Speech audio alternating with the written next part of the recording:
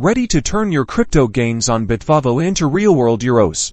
First, log into your Bitvavo account and navigate to your wallet page. Here you'll see all your crypto holdings. Select the cryptocurrency you want to withdraw.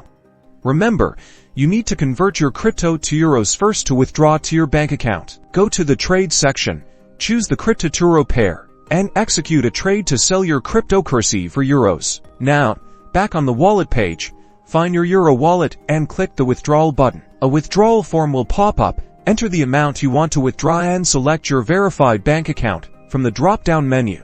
Double-check your bank details for accuracy. You'll be asked to confirm the withdrawal. Bitvavo might require two-factor authentication at this stage, so have your authenticator app ready. Once confirmed, you'll see a confirmation message.